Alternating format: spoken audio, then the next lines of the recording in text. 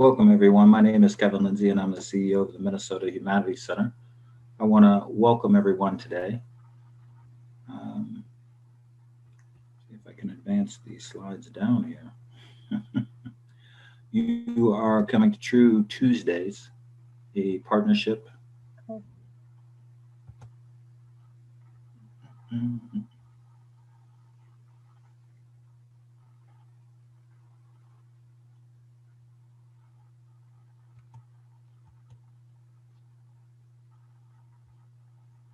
There we go. Transforming rural understanding of equity to true partnership. Today's presentation: healing and equity work, understanding trauma and traumas of oppression. Again, my name is Kevin Lindsay, CEO of the Minnesota Humanities. Joining me today is Camille Caster-Cyprian, and you're in for a great presentation. Many of us have had the pleasure of seeing Camille in action, and she always presents and does a wonderful job. And I have no doubt that this will be a continuation of that successful track record. This past week has been unique, and for many of us, it has been a moment to be patient. Um, as someone who has practiced in law and specifically election law, I was tickled a little bit as it relates to kind of the horse racing analogies of sort of catching up and all of these things. It was almost as if there were like these bundles of votes that were just kind of trouncing along within, and one was running ahead of the other, when actually it's just sort of ballots waiting to be opened and actually revealing sort of what the numbers were. And sometimes, as humans, we want to have instantaneous gratification. We want to know what the answer is right away, and we can't wait. We just need to know. And this week was really sort of a moment of patience, uh, going through each of the ballots, being able to count it. And for many of us, patience is a virtue, but sometimes we need to be reminded that it's a virtue. Taking time out is important. And again, I think today's presentation will underscore the importance of um, patience, dealing with trauma, dealing with oppression, and giving us skills to navigate within those spaces. Appreciate that many of you are in this field of justice and equity and advancing issues within rural communities all throughout Minnesota. But this is a conversation that can be not just in rural Minnesota, but just set for all of Minnesota. I also appreciate that this is an environment where we seek to share best practices in and among each other. We believe that it's a safe space where we can have authentic conversation and connection, and that we can also discuss ways in which we can participate and cooperate with one another, and then hopefully spark new ideas. Um, One of the nice things about taking some time out, reflecting with friends, is that that can spark ideas and strategies that each of us individually might not have come up with, but together collectively we might be able to surface. So we're really hopeful that you will not only just come today, but throughout the entire series so we can share best practices and learn together.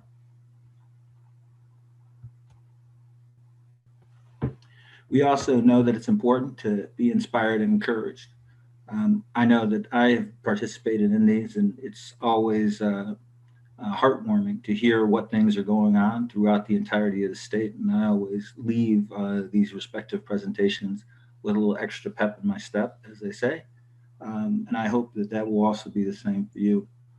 We also know that it's important to be motivated to act, continue on this long path, this long journey. And we also hope that you will take some of what you've heard today and be motivated to act. At the end of the presentation, I'm going to ask a question just to tee it up for you as to what are the things that you heard today from Camille that you might wish to put within your uh, bag of ideas and strategies going forward. Then we have the four agreements here to stay engaged, that you might experience discomfort within this respective space. Um, the notion of discomfort sometimes has been articulated as for me, sort of growing with muscles, sort of being athletic, to the idea that it's a journey, and that when you start out on that respective course, you may experience some discomfort, but once those muscles are built up, it becomes easier over the course of time, and that work that you have put in will then pay dividends. And I'm hoping that if you do experience discomfort at this beginning, is that that will be something in which you feel encouraged to continue on, because hopefully it will become easier as time goes on. It's also important to be able to speak your truth. Again, this is a safe space. We expect that people will honor it being a safe space, and that everybody will be able to speak their truth within this. And also, it's important to understand, again, that this is a journey. There may be instances in which you may come in hoping that you're going to find an answer, but appreciating that you may not get closure on a respective issue. But that's okay. Again, there's opportunities for you to learn, go forward, and have opportunities to grow. As they say, Rome was not built in a day, and the work that we're talking about undertaking here is not going to be completed within a particular day.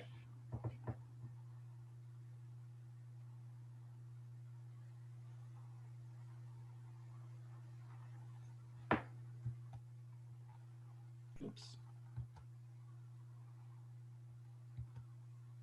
I'm beyond my sort of agreements here. Um,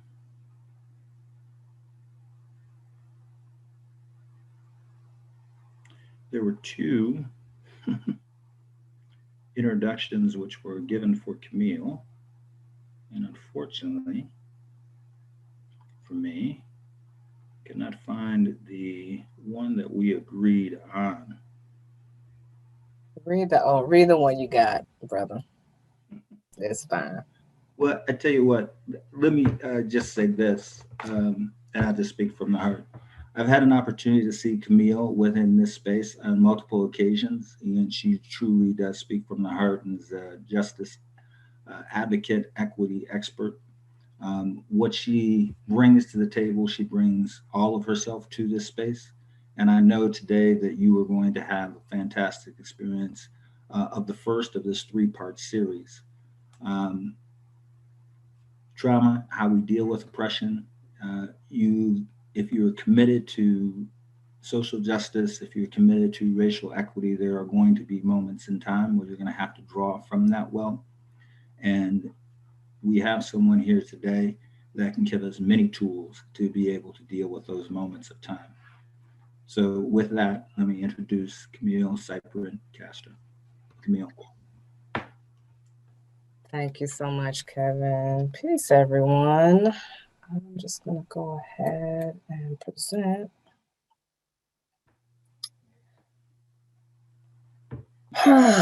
All right, our session. I'm so happy to be with you all in this moment, in this way. We're talking about healing and equity work, and specifically understanding traumas and trauma of oppression. But I won't leave you there, I promise.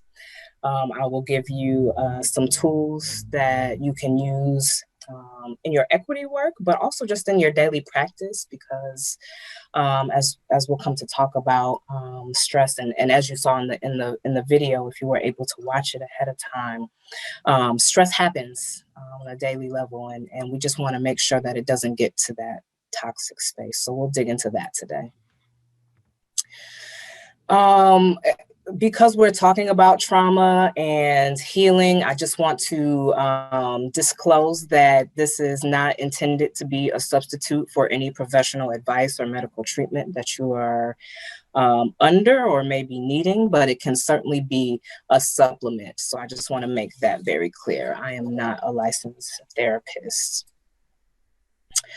I'd also just like to mention, as we often do in this space, that the contents of this discussion do have the potential to bring up strong emotions. That is okay. I'll just ask that you take care of yourself in the way that is best and most healthy for you. And then also know that, again, we are a community. We are a learning community. And so we'll be with you to help you through that, though we are not here to rescue you or fix you in any way, but we can certainly hold you as you process. Kevin did an amazing grounding and setting the context of where we are situated, I think, as a society. But I would like to, just in the spirit of our topic today, offer another grounding and an invitation. So I invite you to get comfortable in your seat. And if you are more comfortable standing or laying down, you can do that too. And also, if it's comfortable for you, you can close your eyes. If that's not right for you in this moment, you can just find a still place to soften your gaze. And I'll invite you to just take a moment to notice your breath. You don't have to do anything to change it or alter it at this time. Just notice that it's there.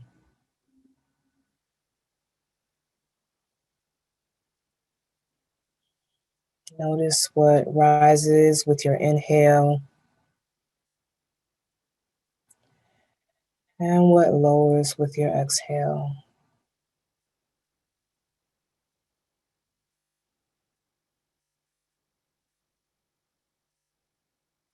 After you release your exhale, I'll invite you to take the biggest breath that you've taken all day. Take a deep breath in, fill your lungs completely, let your belly expand like a balloon, and exhale through your mouth.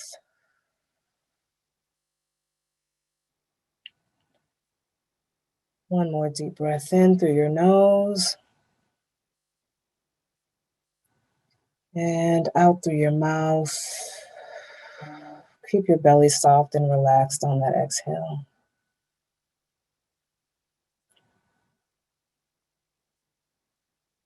And a third deep breath in through your nose. Out through your mouth. If breathing out through your mouth is uncomfortable for you, you can breathe out through your nose. And we'll just spend the next 5 deep breaths. Do them at your own pace. Take those deep breaths in through your nose and just release them through your lips.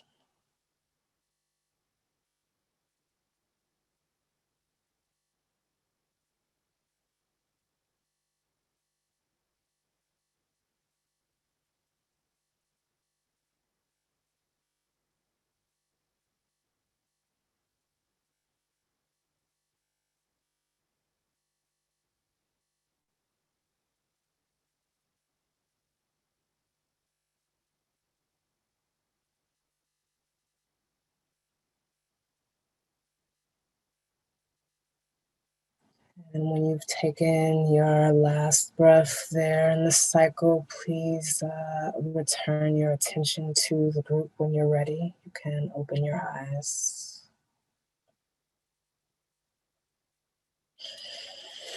Thank you for engaging in that as we typically do. I just want to say that you are encouraged to go back to your breath at any time you need to during this presentation and beyond. It is something that we have access to. And even though it's become politically divisive, if we ground in our breath, it's one of the quickest ways we have to address our fight or flight response. Since we're talking about self-care today, and we there are quite a few of us on the line, we're going to do a check-in via poll. And Becky, I don't know, do I need to stop sharing for, okay, no. All right, great. So we just have a check-in poll today. And I believe the question is, how do you engage in self-care, or what area do you spend most of your self-care time? And there are a couple of options there. And I realize that maybe there's not an option for others. So if there's another way that you participate, that okay, great. Looks like we spend most of our self-care time in our spiritual space. Physical is also up there. Some of us don't have a regular practice, and that's okay. We'll talk about that. But thank you for checking in. Kevin talked about the four agreements, and I just have maybe some additional invitations. And the one that I would specifically like to pull out in this moment is to give ourselves permission. I'm going to be sharing practices with you. I'm going to ask you to join in with me. Some of them you may really, really like. Others you may be like, yeah, that really didn't do much for me. And that's fine. Everything is not for everybody, but I just ask that you give yourself permission to engage in this moment. Try out the practice.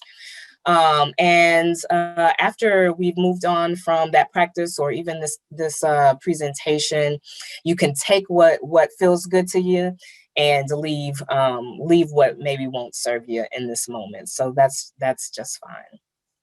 So that's an invitation I have for us today. Okay. Trauma, toxic stress, and burnout. We're really going to dig into the science of stress, and I'm going to do this in fairly quickly because I would like to spend at least the bulk of our time in small group and in conversation about the healing pieces and the actual practices. But I think this is important because it's really impossible, or nearly impossible, to be intentional about something when you're unaware of it. And so when we are unaware of how stress works in our body, what's happening, how it might show up for us, and how it might manifest, it's going to be really difficult to address it. And so this session is about building our awareness and understanding of what's happening in our bodies so that we can better recognize when it's occurring. And then in the next section, we'll have the tools and technologies to respond. And just to say, this conversation is not to pathologize trauma, but rather to offer information and reflection. And in subsequent sessions, again, the skills and tools to help us move through this trauma and toxic stress so that we're not burning out. So I want to be clear about that.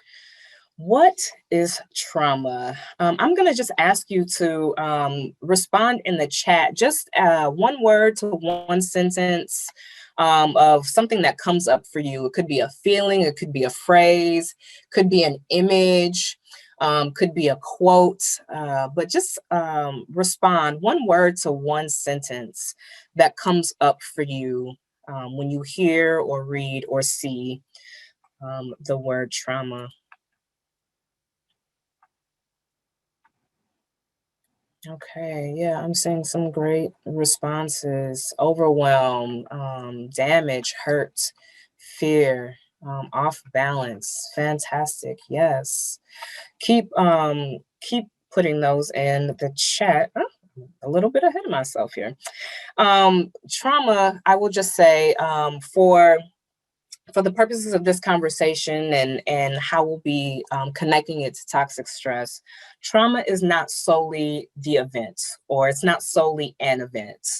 Trauma is our body's protective response to an event or series of events perceived as potentially dangerous. This response is automatic.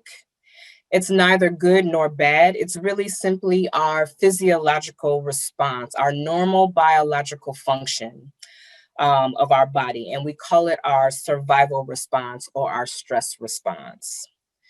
In somatics, we describe it as the wordless story that our body tells itself about what is safe and what is a threat. And the way that our body tells itself this story is through our senses. Okay. In a simple way that I'm going to share with you all, to think about trauma as it's connected to stress comes from Dr. Resma Menakem, and it's anything that is too much, anything that's too fast, anything that's too soon. And when I say that, I mean that it can be anything that is too much, or causes our bodies to produce too much stress hormone, anything that causes our bodies to produce stress hormone too quickly, and a thing we call flooding, or if our nervous systems are not developed enough or mature enough to metabolize the stress hormones fully, we consider that too soon. To anything at all that we consider to be too much, too fast, too soon for our nervous systems to metabolize stress hormone. Okay. I'm not going to belabor this, but that's kind of what can initiate trauma, right? What is the initiator of that? Anything too much, too fast, too soon. The traumas can show up and be held in different ways. And we hear, I think, at least in my experience in this work, we hear a lot about traumas. So I'm just going to touch on them briefly, just a few. And there are more that could go in this category, but I want to highlight a few that we hear a lot in this work. Collective trauma refers to the impact of a traumatic experience that affects and involves entire groups of people, communities, or societies. And an example of that that is relevant right now in this moment would be the coronavirus pandemic, right? That could be considered a collective trauma. It's something that's impacting all of our societies, right? Global societies, right? Often in a way that can initiate the trauma response. Historic trauma is multi-generational trauma experienced by specific cultural, racial, or ethnic groups. Primarily cultural, racial, or ethnic groups. There are other marginalized identity groups that have experiences of historic trauma. These are traumas related to major events that oppressed a particular group of people because of their status, right? And so we think about slavery, for instance. We think about the Holocaust. We think about the genocide and colonization of indigenous peoples. We think about internment and institutionalization for Latinx or even women and people who experience disabilities. So those are examples of groups that are not necessarily racial, but could also have experiences of historic trauma. Intergenerational trauma or generational trauma is often known or also known as transgenerational trauma. And this generally refers to the ways in which trauma experienced in one generation affects the health and well-being of the descendants of future generations. It's sometimes called an inherited trauma response. And in the video that was the pre-video for this session, they talked about epigenetics. And so that epigenetics or connects to intergenerational or generational trauma in the way that our DNA or our genes express themselves, right? So it can turn on certain gene expressions, such as high propensity for anger, for instance, or something like that. Or it can turn off gene expressions, such as our ability to cope, right? So inherited traumas can have that sort of impact throughout the future generations. Interpersonal trauma involve events in which we've been hurt by other people. This may include strangers or acquaintances, friends, or loved ones. And then secondary or vicarious trauma is indirect exposure to trauma through a firsthand account or a narrative or a recording of a traumatic event. We call this the trauma of bearing witness. And the unfortunate example of this in our state is the murder of George Floyd and the recording of that. And that could cause secondary or vicarious trauma, the trauma of bearing witness to. Several of these could be at play simultaneously, and that is what we call complex or compound trauma. So, for instance, I mentioned George Floyd as a secondary vicarious trauma. For folks in the Black community, it could be considered a collective or historic trauma, right? And so these things could be at play together. All of these can initiate our stress response, that surge of stress hormones in our systems. And I emphasize can, because individually we have different things that are traumatic for us, or that we experience or initiate our trauma response, and different manifestations of that. So while what our triggers may be could be different, we all experience this to varying degrees. Okay. This is another quote from Rusma Minakim. He says, "Trauma unhealed can look like personality, family traits, and culture." And that is just a sense of kind of taking into account the ways that trauma can be held that I just talked about, the collective, the intergenerational, and how it can manifest if it goes unmetabolized, to illustrate the importance of us metabolizing our own individual stress and trauma. So working to metabolize our collective or group or intergenerational trauma, as well as our social traumas. Okay, so that is the importance and the connection of trauma, toxic stress, and the importance of healing or metabolizing this stress. I'm not going to spend a lot of time on this slide because the pre-video, really went into kind of what is going on in our brains when we have this response. But I will just touch on a couple of points. So when we are navigating a difficult or trying time, we react on a psychophysiological level, meaning a brain, body, or mind, body level. We have a response in both our brain and our bodies. The amygdala is an almond-shaped organ in our emotional brain center. Amygdala means almond in Greek, so it's an almond-shaped organ. And it's our body's internal alarm system. It is what initiates this survival stress response that we know as fight or flight, freeze or fawn. And it's a necessary and life-saving response. Again, that alarm is instant and subconscious because the amygdala is taking in our sensory information to decide whether something is a threat, right? Something that we're experiencing is a threat. And that's not only when a situation is threatening our lives or our bodies on a physical level, but it's also when we're feeling threatened on a psychological level. So when our values are being challenged or our beliefs are being challenged, can also pull us over into that sympathetic nervous system, that fight or flight, okay? And this essentially can put our bodies into lockdown. So when we're in this tug of war, right, and our amygdala is taking in this information, is this a threat? Is it not a threat? When we're in the sympathetic, right, and that fight or flight is winning, it can shut down every other non-essential bodily function. So it shuts down our rest and digest, okay? And as I talked about the amygdala being the body's alarm system, our vagus nerve, which is a nerve that runs from the base of our spine all the way up to our prefrontal cortex in the front of our head, that is our body's internal brake system. So it is a system that we can engage, even though it's autonomic, we breathe on our own. We can actually engage it as well. We can decide to take those deep breaths and combat our fight or flight.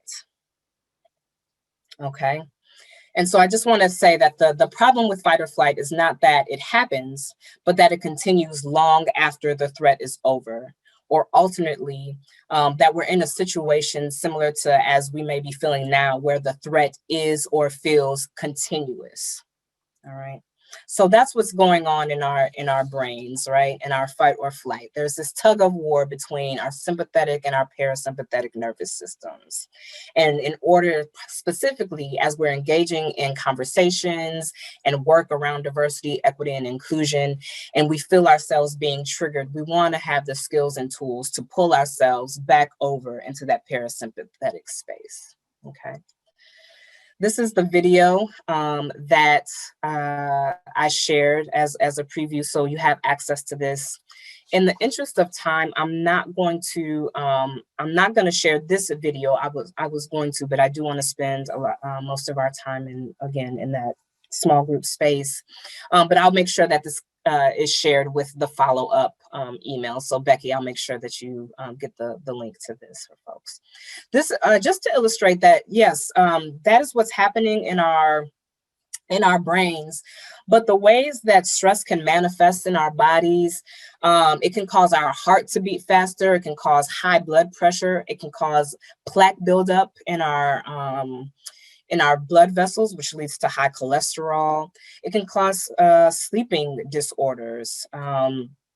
And make it difficult to concentrate. So there are ways and kind of acute ways and chronic ways that stress can show up and manifest in our bodies and in our health related to our well-being.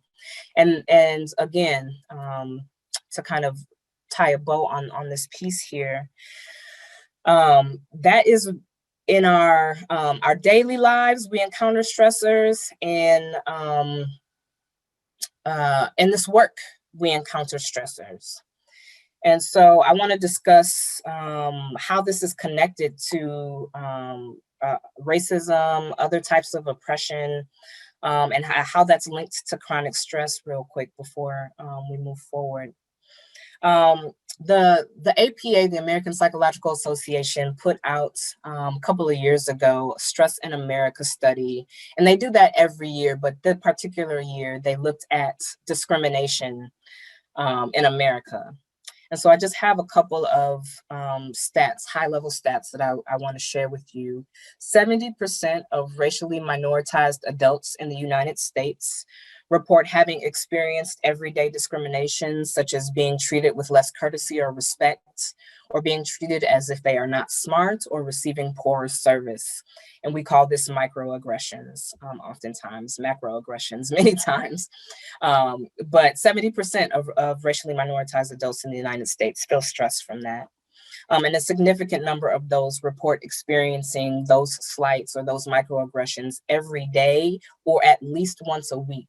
So when you think about the prolonged or continued nature of stress and how that contributes to the toxic buildup of those stress hormones, you can really see how those who have an identity that has been minoritized could experience stress.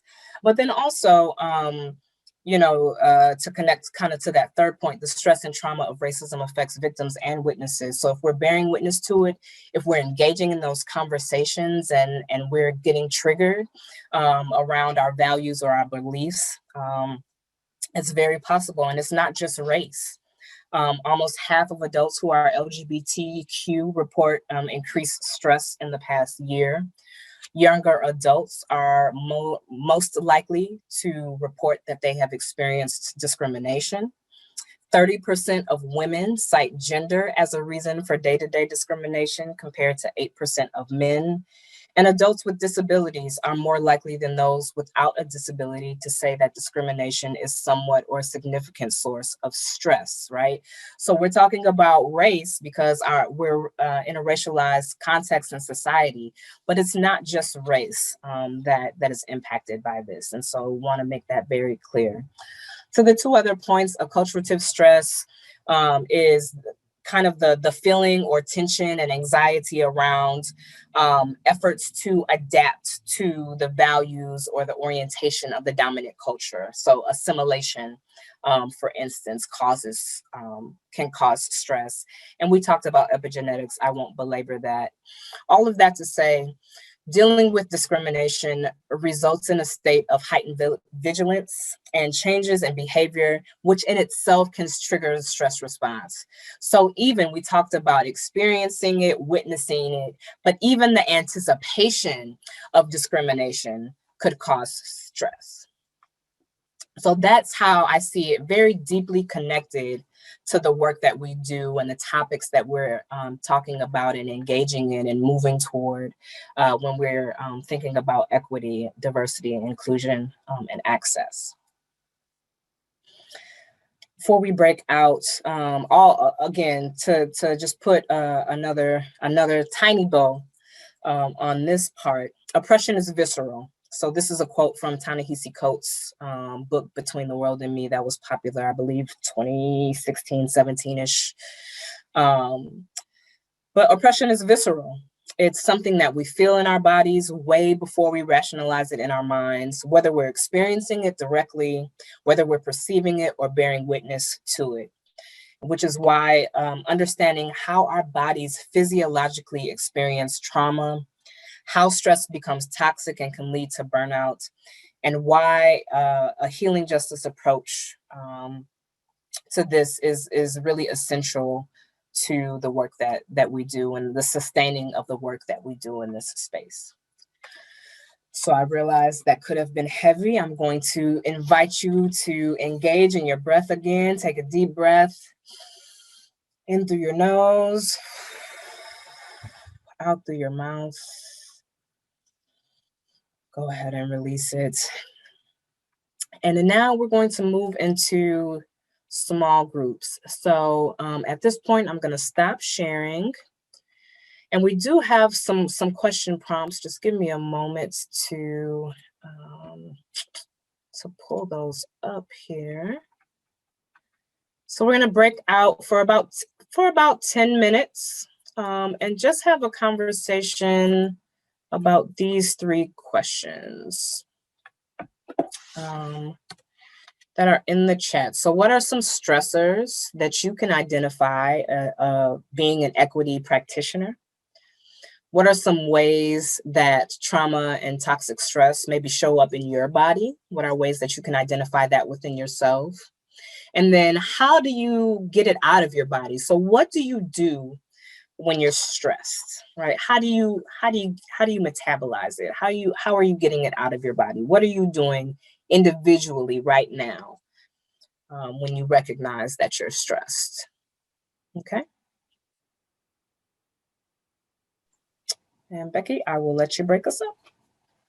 All right, thanks, Camille. I'm going to go ahead and pause the recording. Welcome back. All right, so let's see. Share my screen again.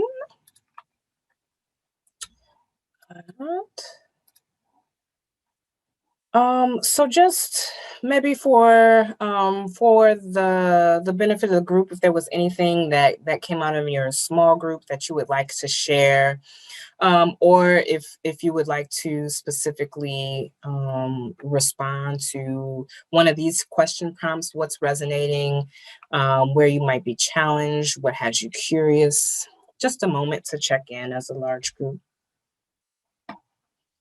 but no pressure.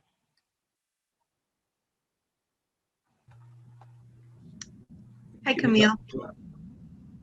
I think one of the things in our breakout room, we had a really good discussion, we could have been there for another 30 minutes, is the fear of the unknown. Just the fear of the unknown and how it's coming out with lack of sleep and TMJ on your jaw and your body's telling you things that your mind isn't telling you yet. That's kind of what was resounding in our group. Yeah. So kind of resonating with how it's manifesting in our bodies. Yeah, thanks for that, Julie. Kevin, did you have a comment? Yeah, we also had a great conversation in our breakout. I think the thread for all of us was the ability or the need to just step back and to have some alone time. For some folks, that was prayer. For some folks, that was walking, but just sort of that need to pull back and just have time for oneself. Yeah, absolutely. Thanks for that. And yeah. this is April. I don't know if I can speak. Yes, please. So our group, you know, when we were talking about ways to get rid of the stress, in thinking about it as a whole, the arts, because some people said they like to listen to music to de-stress. I personally make art, and someone else said they like to dance. So remembering that the arts can be an important outlet for that. Absolutely. Thank you for bringing that up. That is a great segue to where we're moving. So thank you, April. How do we get out of our bodies, right? How are we metabolizing stress? And so what I just would like to offer is that when I, in mind body work and somatic work, when I'm saying healing or self-care or self-compassion, what we're specifically referring to is the practices that help metabolize these stress hormones, right? Help get that surge of stress hormones out of our systems. So we're going to dig into that for the rest of our time together. This is a quote that that is often cited and quoted. Audre Lorde, who is an activist, a writer, a poet, a scholar, says, caring for myself is not self-indulgence. It is self-preservation, and that is an act of political warfare. And so when I think about self-care, I think oftentimes, especially in social service work or in public service work, we hear folks say, I gotta keep going. I gotta keep doing this, right? And I don't want to stop and care for myself because I don't want to feel selfish, or I don't want to, feel like I'm taking the time out for me, or in any kind of way distracting from the movement or the work or anything like that. But even the Dalai Lama says you cannot care for someone else if you cannot care for yourself. Right. And so this is not self-care as self-indulgence, but it's self-care and service and preservation so that we can sustain in this work and that we can continue. Because when we talk about diversity and equity and inclusion and access work, we talk about a journey. We talk about it being ongoing and continuous, but it can't be ongoing and continuous if we're burning out. And so this is really to encourage us to be filling up our own cups again, so that we can pour into the cups of others, whether that be other individuals or other work. So in the first part, we discussed the science of stress, how anything that's too much, too fast, or too soon initiates our survival, our fight or flight response. And if that's consistent or prolonged, it can result in toxic levels of stress hormones in our systems. And so that kind of is represented here by this wave. So there's a couple of approaches actually for addressing this toxic stress. There's coping, there's self-care, there's healing. We're going to spend most of our time in the self-care and healing space, but I do want to take a moment to touch on coping pretty quickly. So coping is the capacity of an individual to deal effectively with something difficult. Coping is often our unconscious capacity of doing this. It's our intuitive go-to, right? Essentially, when we're coping, we are figuring out how to just deal with it. Right. In the moment, we just want to deal with it, which is necessary and really helpful in some instances. But coping is not going to get us to a place of metabolizing toxic levels of stress. OK. And while it can be a bridge, it's not the destination. Right. So it's not the only thing that we want to lean on. But it's very important to have an understanding of how you cope. These activities or these coping strategies are often categorized as effective or ineffective coping. So effective coping techniques are those strategies that are going to be that bridge to get you to a place where you can metabolize that stress. Ineffective coping is going to help you deal with it in the moment, but it's not going to move you to a place of being able to metabolize. And so just recognize, how you cope and what is your intuitive go-to for dealing with stress? What is self-care? So similarly to the question I asked of you all about trauma, I would love if in the chat you just add one word to one sentence. What comes up for you? What images, what feelings, phrases, quotes? What's your experience? What comes up for you when you think about self-care? What is self-care?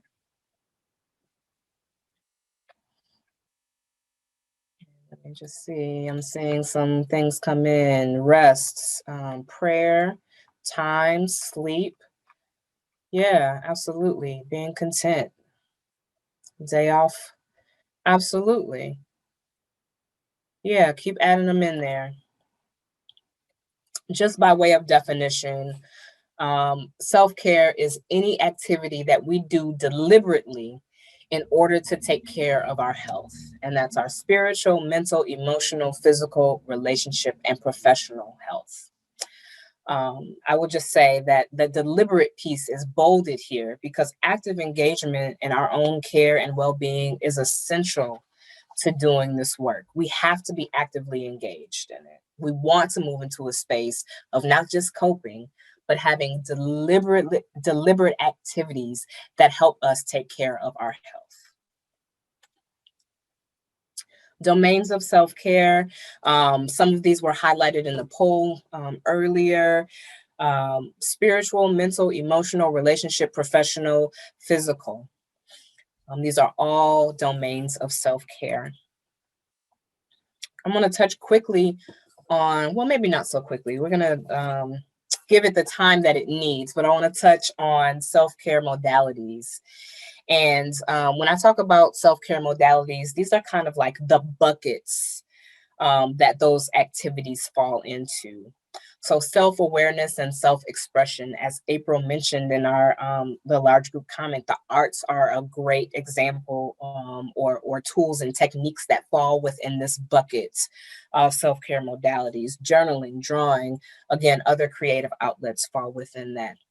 Relaxation, things like naps or daydreams. You know, my grandmother would call it resting her eyes. Massages, the manis, the petties, some of the pampering things that we do.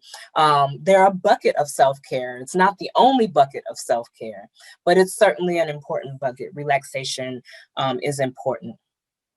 Autogenics or biofeedback. These are body awareness and mental control techniques of self-regulation. So sometimes you'll hear stories of folks who meditate or monks who meditate who can change their pulse or lower their blood pressure. That those types of practices and activities are called autogenic or biofeedback. Meditation, prayer, gratitude, prayer has come out a lot. Meditation connects to prayer in various ways. Gratitude is also a meditative practice. I would just say that traditionally there are 3 types of meditation. There's concentrative meditation, which we did earlier in that practice of like soft belly breathing where you focus on your breath. There's awareness meditations where you allow emotions or feelings, images or thoughts to come to you as you're meditating. So that would be an awareness meditation. Sometimes they're like body awareness meditations, which I may take us through in a little bit if we have time. There's imagery, which is really like visualization. And we're going to do a simple activity here in a moment. I want to share with you the power and the experience, have an experience of what that can look like and how that can show up and be used in this work. Nature, hiking, going for a walk outside, sitting in the park, swimming in natural bodies of water, all of those things, gardening even is a modality. Nutrition. And I'll just say, this is about being mindful of what you put into your body, but also onto your body. We often forget that our skin is our largest organ and it absorbs things that we put on it. So when we think about nutrition, being thoughtful about what we're putting into our body, but also what we're putting onto our body. And movement. I talked about, oh, maybe I didn't get on the third type of meditation. So there's concentrated meditation, there's awareness meditation. The third type is expressive meditation or movement. This is the oldest type of meditation that we know. It's this, the whirling, the dancing, the shaking, that all indigenous tribes across the globe participate in. And then there are other maybe not quite meditative states of movement. So your traditional exercise, your running, your lifting weights, if you like to do that. There's some hybrid meditative and secular movement practices. Yoga could be one of those, Tai Chi, Pilates, etc. So those are just kind of the buckets of activities, or where activities can fall into. So I think we have enough time to do this. I'm going to do a little experiment with you all, if you wouldn't mind. Excuse me.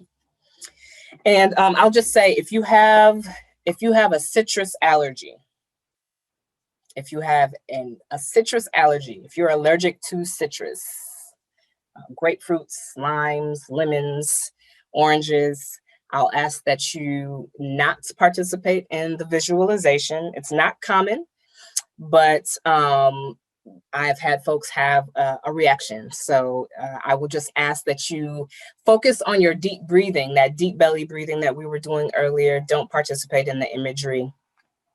And I'll just leave that there for you all to self-select and do what's best for you. Okay. I'll invite you to come to a comfortable position. I recommend sitting or laying down, but you can certainly stand up if that's comfortable for you. I'll also invite you to close your eyes if you can. If that's not right for you right now in this moment, just find a place to soften your gaze. Take a deep breath in through your nose, out through your mouth. And after you take a few breaths, I would like you to imagine that you are standing in your kitchen or the kitchen of someone you know. Take a few moments to imagine what the kitchen looks like. Imagine the color of the countertops. Notice the appliances, color of the cabinets and what they look like. Notice if there are any windows in your kitchen.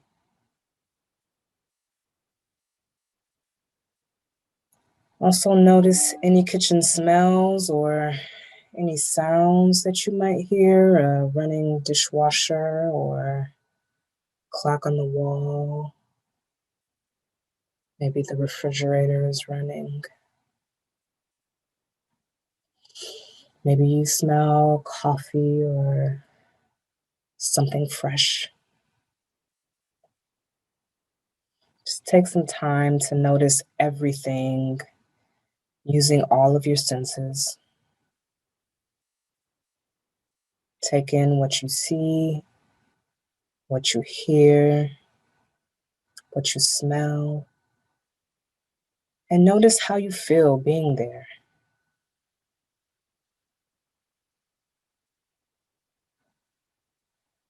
On the counter, I want you to notice a cutting board that has a fresh, juicy, plump lemon.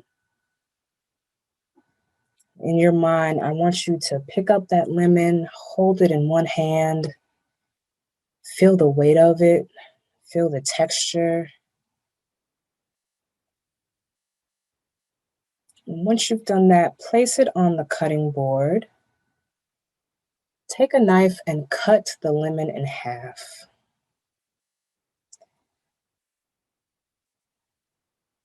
Feel the resistance to the knife and how it gives way as that lemon splits into two. Notice the pale yellow of the pulp, the whiteness of the inner peel. See if there's a seed or two that you've cut through. And take one of those halves and cut it in half again. And as you cut it, notice where juice has purled on the surface.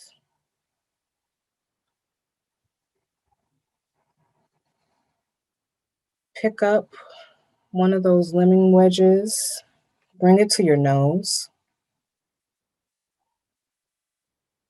Smell that sharp, fresh scent. Now bring the wedge to your mouth and bite into that sour, juicy pulp.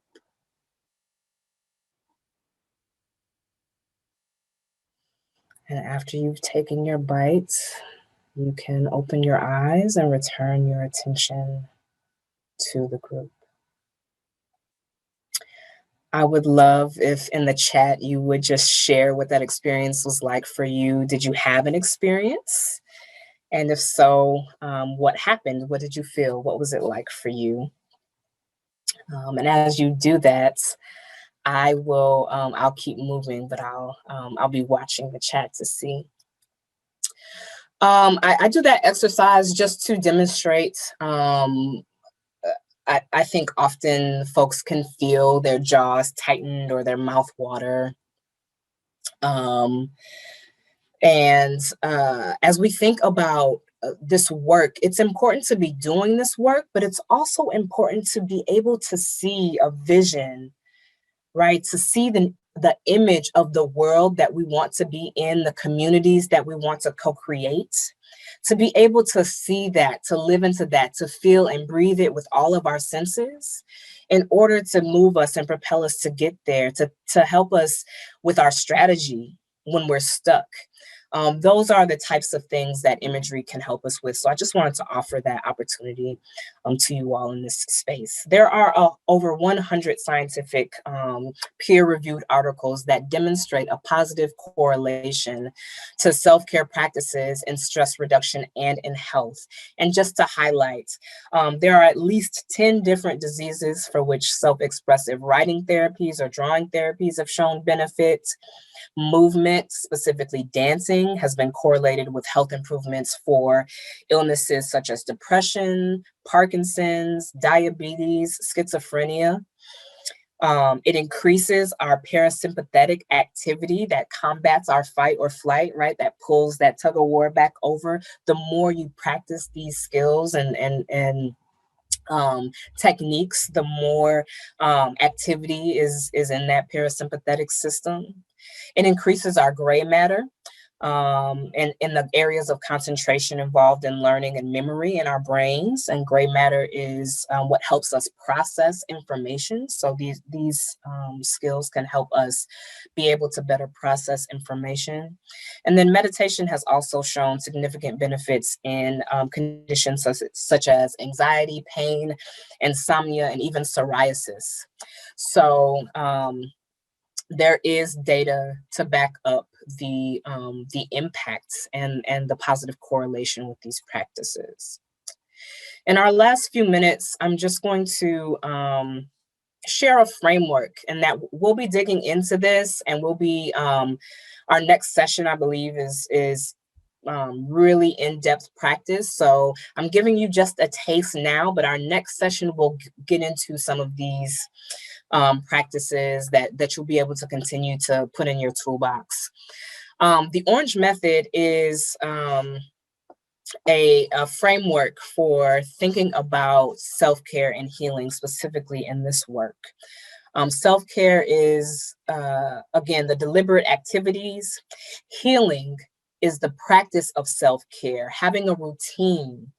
And so this is a framework that is designed to support you in the creation, development, and maintenance of your self-care practice, your healing practice, that routine of self-care. The first is mindful awareness. Mindful awareness is about being fully aware and present in guiding one's life and work. There are a couple of practices that are mindful practices. And one that I'll offer to you right now in this moment is called a 5-4-3-2-1. And the 5-4-3-2-1 is, again, engaging your senses. When we're talking about mindfulness, we're talking about being in the present. And a way to really get present is to engage your senses in the here and now.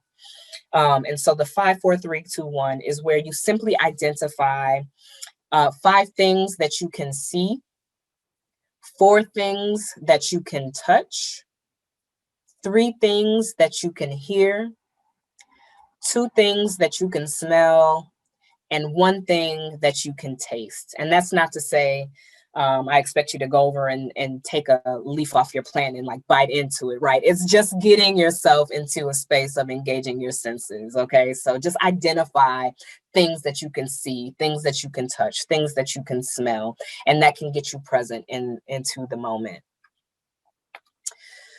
I talked about meditation. It's simply the act of aligning the mind, body, and spirits. And to do this often to create space for intention.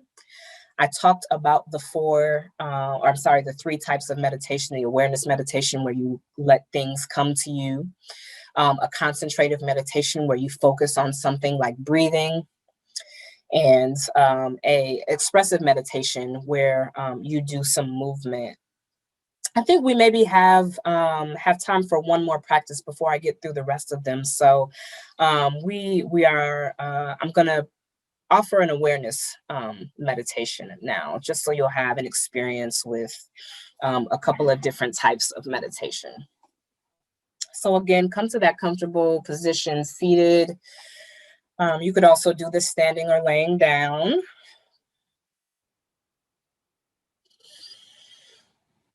And I'll just have you notice your breath. You can take some deep breaths, but you just take a moment to notice your breathing. Don't have to do anything to alter it or change it. And just notice that it's there.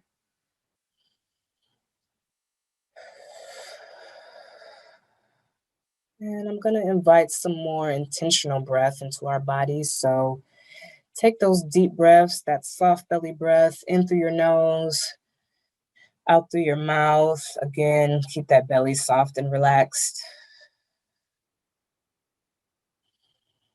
And if you haven't already, soften your gaze or close your eyes.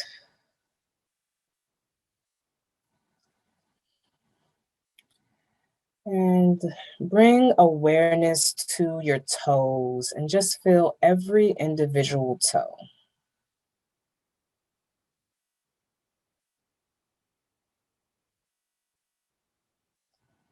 Bring that awareness to the soles of your feet, up to your ankles.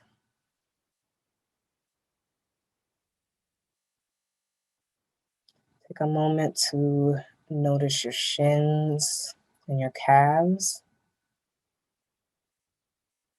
And your knees. You may choose to tighten and release your knees. Just bring some awareness to there.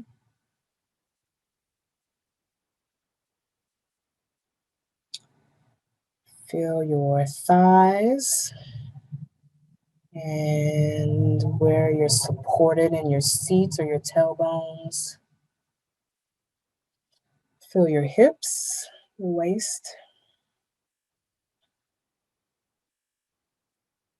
And feel the lowest vertebrae that you can feel right by your tailbone, and then trace every individual vertebrae up to your neck. Just draw a line and feel each one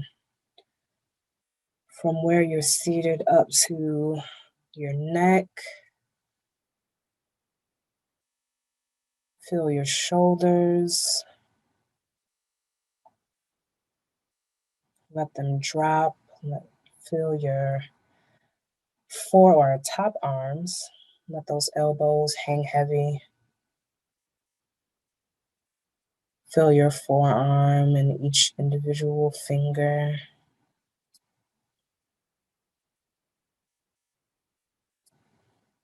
Your wrist and hands as well. Bring that awareness back to your neck and move into your face. Unclench your jaw. Let your cheeks relax. Relax the tongue from the roof of your mouth. Feel your nose and your eyes perfectly situated in their sockets. Feel between your brow and smooth that out there. Let that relax. Let your eyebrows and your forehead and your scalp drop.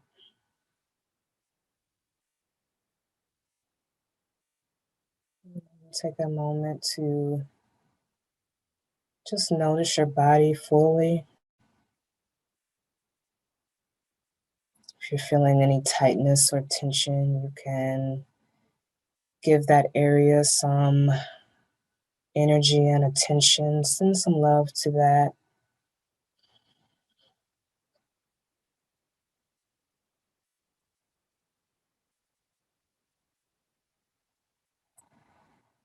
And take a deep breath in through your nose, out through your mouth.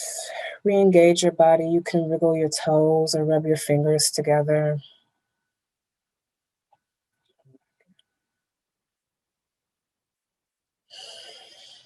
All right, so just a sample of an awareness meditation, again, that you can use that could be considered a mindfulness meditation. You get to feel yourself from where you're grounded up to the crown of your head. So these also work in tandem together.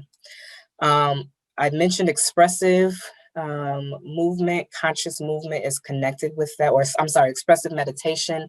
Conscious movement is the third pillar in the framework, and these are deliberate actions that shift minds and bodies, but also behaviors, values, or containers. So I like to keep bringing back to what we do in our individual bodies connects to the collective body. And so this framework, while helpful for us individually, can also be helpful in our work together and in our communities and organizations. I will save conscious movement and movement for our deeper practice session next time. I promise you won't have to dance and we won't do anything crazy, but I will give you some movements that can help in your practice.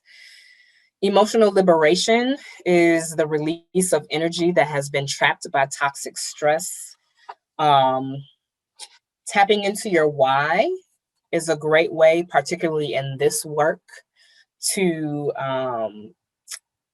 release energy. I know there was a great video that was shared in our very first session about knowing your why. Talk therapy, intentional laughter, intentional crying, journaling are all ways that we can release energy as well as movements. And we'll, again, dig into deeper practice in our next session.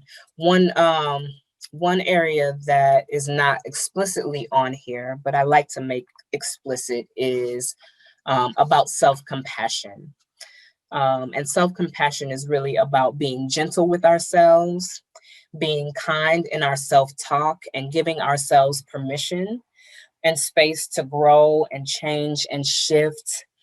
And that can be really hard in this moment, but just having grace with ourselves, being kind again in our self-talk and the way we talk to ourselves. One skill, and then I'll turn it back over because we're getting close to our time.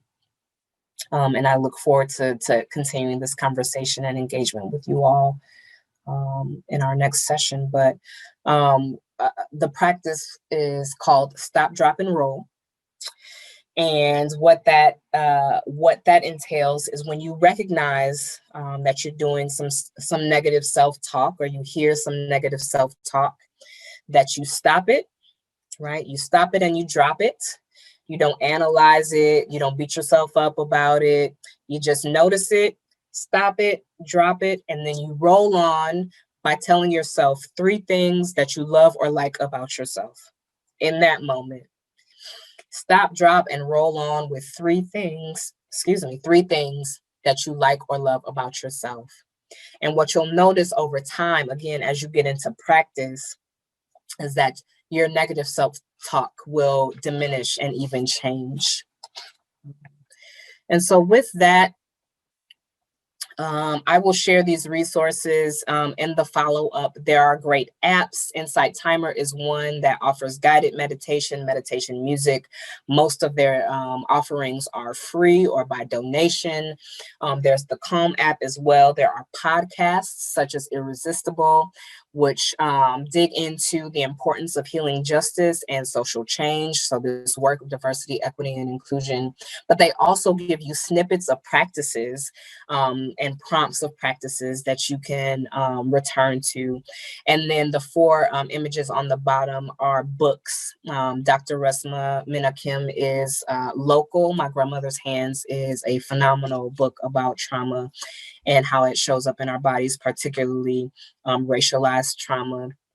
And Dr. Joy, I'll also mention, who is also local. Her book, Healing, The Act of Radical Self-Care, goes into the Orange Method more deeply.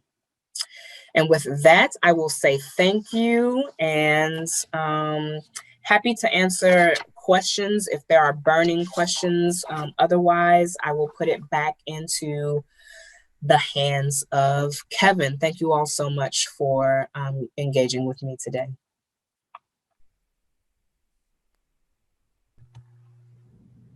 Camille, that was fantastic. Really appreciate the presentation today. And I think somebody said it within the chat that they almost didn't want to come out of it. They just wanted to keep having you talk through sort of rotating the ankles, the hands, the feet, the head, so we could get in tune with our entire body. So thank you for that.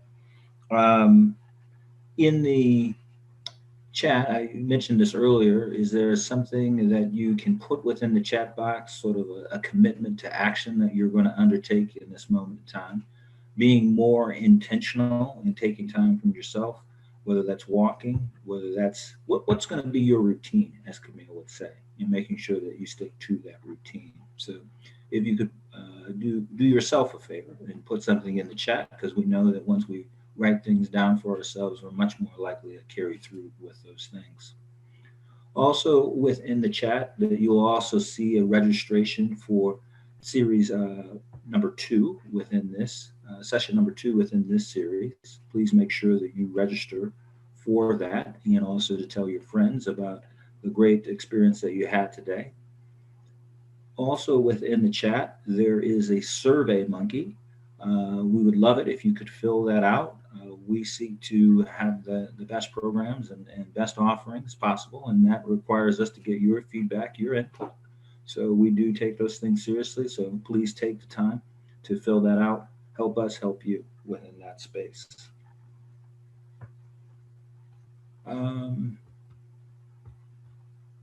I think we also have a moment of, can't advance to the next slide here.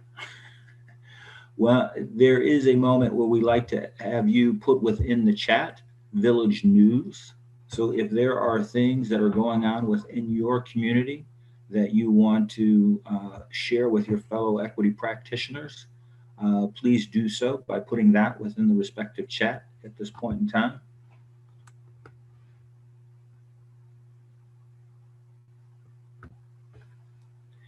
And then if you are able to put a thumbs up or hands clapping in your upper right or left hand corner, please help me thank Camille for such a wonderful presentation today.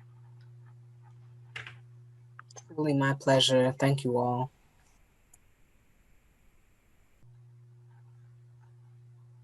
And with that, again, the reminder, the Healing Equity Part 2 Self-Care Practice Session, December 1 at 2:30. Again, please make sure you sign up for that. So again, on behalf of Camille and myself and the folks at Blandon and all the players within the True Partnership, thank you very much for attending today's session.